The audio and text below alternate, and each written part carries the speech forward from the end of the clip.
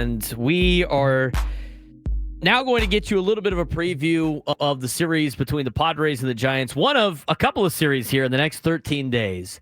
And joining me now is a Ford Frick Award winner. He is a National Radio Hall of Fame member. He is the longtime broadcaster of the San Francisco Giants. Before then, did so many games for ESPN, worked for the Baltimore Orioles organization, the Boston Red Sox, the Texas Rangers, the Oakland Athletics, did a lot of time doing other sports throughout the country, and being that, famous voice that a lot of people know growing up listening to baseball on the radio or watching it on television. It is my great pleasure to welcome Jon Miller to the Braden Surprenant Show. Jon, how you doing? How's your Monday going?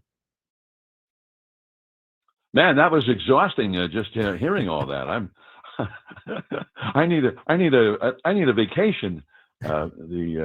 Actually, it's sounds like, wow, that's a guy who's had a hard time keeping a job. So I've spent all this time looking for work, is what it is, I guess. But anyway, it's a great pleasure to be on board, and I've been looking forward to these series for a while. On the other hand, the Giants themselves have not played well enough to put themselves in a position where these games would be as big for them as I think Giants fans were hoping. So, and they go into this series after a game yesterday that, man, it was just desolation. It was the Giants playing a team that had hardly been able to win for weeks, the Nationals, and playing them at home in San Francisco, and getting out hit 17-3, and just getting the question was so much about how could they lose to that team, but how could they only lose by a score of 8-0 when the game was way more lopsided than that? So anyway, so we'll see if they can rebound. That they have shown a tendency to be better against the better teams than against the teams that they're supposed to be beating up on when you're a contender. So the Padres, meanwhile, it seems like they're just in the opposite mode. They've been going really well and have moved right past the Mets, and now the question is, not so much will they make the wild card, but can they even catch the Dodgers and win the division? So it's kind of an exciting time, I would think, to be a Padre fan.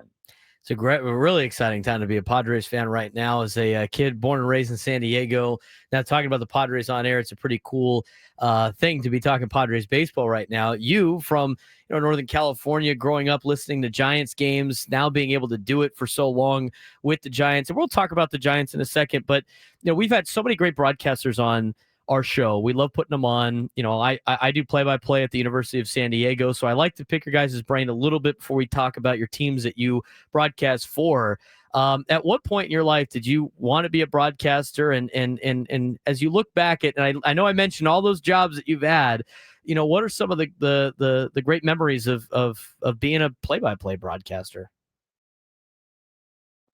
Well, for me, I think number one, a great benefit to me as I look back on it was having grown up here in the San Francisco Bay Area.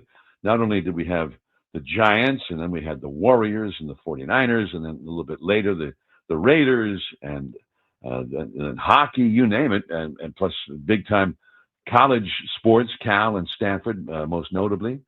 But there was, and I didn't realize it then because I was just a kid, but the guys who were broadcasting those games were among the best ever to do it. So we had Russ Hodges and Lon Simmons, both in the Hall of Fame, covering the Giants, and Bill King, who is also in the Hall of Fame.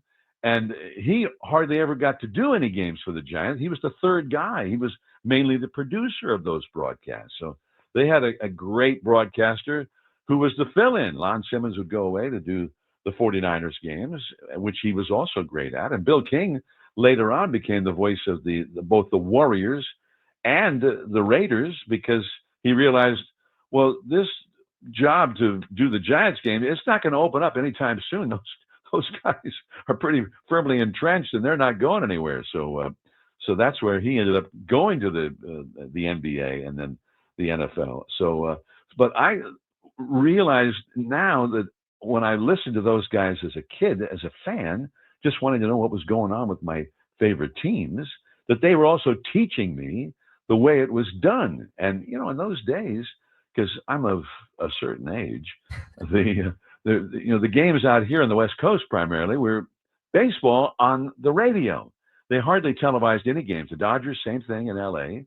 And back east, teams were televising a lot of games going way back, but not out here. They felt like this is, as Walter O'Malley used to say, this is more of a horizontal market where people drive and sometimes drive long distances to come to our games. And if we are televising the game, it's an incentive for them to say, well, the traffic's bad, the weather's not the best. Let's just stay home and we'll watch the game on TV tonight. So he didn't want to give them that option. They still felt in those days that baseball on TV was going to hurt your attendance. So it was a radio thing. And so I got to hear those guys, and they were teaching me, unbeknownst to them, how to do that kind of a job. And I was such a fan, and this is, I guess I'm sort of surrounding the question you asked me. I was such a fan that I couldn't get enough actual baseball. I bought a tabletop baseball game called Stratomatic, and which still exists. And the Stratomatic is just kind of a sophisticated game based on, it's a new game every year based on the previous year's statistics. Well, I would play those games, but that wasn't enough for me. I would broadcast them because it was more fun. And I was the play-by-play guy. I was the public address announcer. I was the crowd. And if you walked in on me in the middle of one of those games, I'd roll these dice and I'd go, here's the pitch, line drive, base hit. And I was the ballpark organist, and the public, the right fielder, number 9, Roger Maris, number 9. So it was kind of a misspent youth, I think, because there were a lot of other things you could be doing in the summertime in the Bay Area. But no, I was like, no, I can't go surfing today. I got the Cardinals and the Dodgers, and then that sets up the Giants-Dodgers series. I've been looking forward to that for a while. So, and of course, it was a Giants-Dodgers series that didn't actually exist in real life, just for me. So somebody wrote a book about. I looked at it as wow, that's a little bit too much like me. The Universal Baseball Association, Robert E. Coover, the commissioner or whatever, and it was about a guy who he didn't have Stratomatic. He had a game that he invented, and so I was doing that in real life. So I guess I was always planning and preparing myself to be a play-by-play broadcaster since I was like 9 or 10 years old. That's pretty cool. We're talking with Jon Miller, Giants broadcaster. Has been a baseball broadcaster since 1974. Longtime San Francisco Giants broadcaster. Little broadcast tips before we dive into the San Francisco Giants. Jon, I'm still relatively young in my career and love getting advice as much as I can. I have, we've had a handful of high school kids reach out to learn more, and they're interested in being broadcasters and they want to learn the industry. And I've helped as much as I could. But, for some of and we have a young audience that likes to, that does what you did as a kid. For those kids in our audience that want to be Jon Miller one day or aspire to be a broadcaster, what's the best piece of advice you have for them? Well, and, we grew up differently today than I did way back in the day, because it was a radio kind of an experience back then. Now it's difficult to find anybody who grew up that way. Who, everybody grows up with TV and sports on TV. So, and they're really two different sort of. I like to look at it as an art form, because that makes me feel like I'm doing something more important, but than I really am doing. But television is about the picture, and as Vin Scully used to say, providing the captions for the picture. You have to kind of pay attention to your monitor to see what's on the screen that the people are seeing, and make sure that you identify everything that they're seeing. And it's a collaborative medium. It's not just you telling the people what you think that they need to know, but the director, the producer, the people who are deciding what to put on the screen, and even more importantly, the former player that's your companion on the broadcast, and making sure that he gets ample room to point out things that maybe the fans might not have seen themselves, where they have those moments where they say, wow, I didn't even see that. That's kind of a learning moment. I realized something there that I never knew before or had seen before. So on radio, it's just the opposite. It's just you, your microphone, and describing everything. You don't need to describe anything on the TV that people can already see. You're not even necessary on the most elemental level on it. Telecast, they don't need you. They can see it already. So providing some kind of structure, what's the count, who's up, recapping what has happened, how did we get here, knowing that at any moment with the clickers, people might have just tuned you in. So they want to know what's the score, and even that they can see on the screen now. Those score boxes are on the screen all the time. But on the radio, you have to paint the picture and recap, and who's up, how's the outfield playing for him? Is he right-handed? Is he left-handed? Because you're also trying to grab the attention of the listener and get them on page with you, so that they aren't taking your descriptions and turning them into visualizations of the game. So you don't want their minds to wander, because that can happen. You hear a radio, and it's probably happened to you. You hear a game on the radio, you're in the car, and you're paying attention because you care about that game. And then all of a sudden you realize, wait a minute, he just said there's two men on. How did they get two men on? Because invariably something happens in the game, and it brings a memory of the last time maybe that you were at the ballpark, and then a memory of who you were with at that ballpark.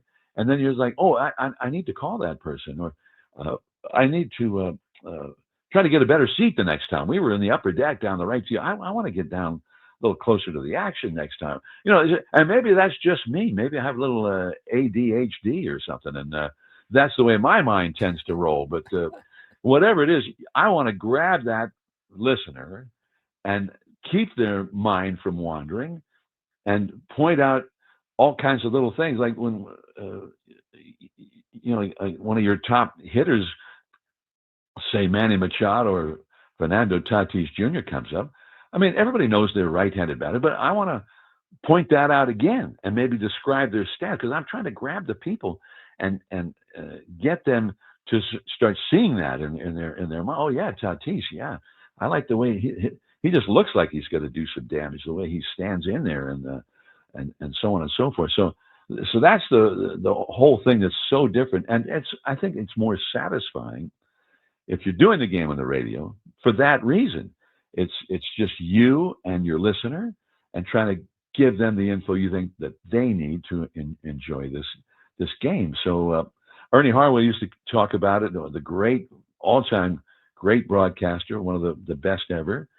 And Ernie looked at it as he was providing a service. He had a very humble outlook on it. It was not about his stories, but about providing that service. So what's the score? He wanted to give that score every minute, because people are tuning in all the time. At any given moment, a majority of your audience may have just recently tuned in, so they need the score.